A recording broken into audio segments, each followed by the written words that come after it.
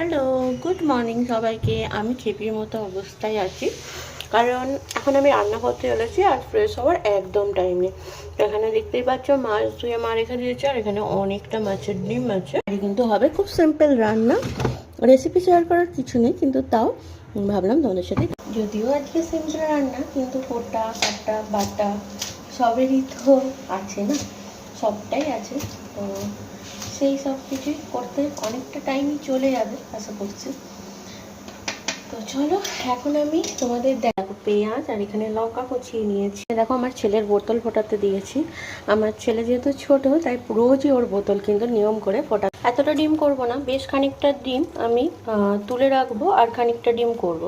তো এখানে এইটার ডিমটা তুলে স্টোর, আর এই ডিমটা করবো এখানে নিয়ে। তো এর মধ্যে ফার্স্টে দিয়ে দেবো পেঁয়াজ, আর এরপর দিয়ে দেবো কাঁচা লঙ্কা, আর এবার দেবো স্বাদ মতো দেবো খানিকটা বেসন। তোমরাও কি মাছের ডিমের বড়া এইভাবেই করো? আমাকে কমেন্ট দেবো। এতে একটু চালের গুঁড়ো, এই যে ফ্রিজে স্টোর করে রেখে দিলাম। ফ্রিজের অবস্থা খুবই খারাপ, সেই জন্য ও ছেলের ঝোলের আলু থেকে দুটো আলু নেব, কারণ যাতে ডিমের বড়াটা একটু নরম। এক্সট্রা করে আর আলু সিদ্ধ করিনি, এটাই কালকে পাপানের জন্য রাত্রিবেলা না বেশ খানিকটা আলু সিদ্ধ দিয়েছি, ওটাও দেবো।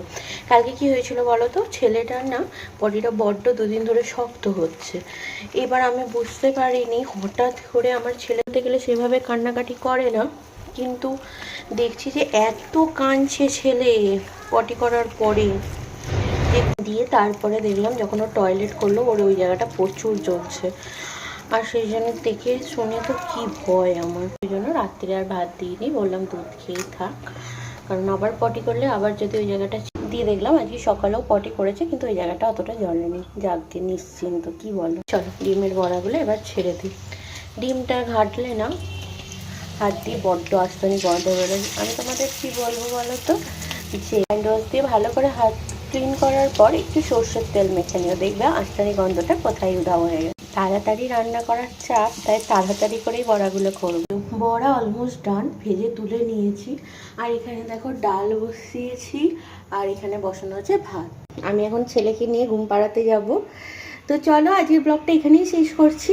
নেক্সট ভিডিওতে আবার তোমাদের সাথে দেখা হবে। চলো, টাটা।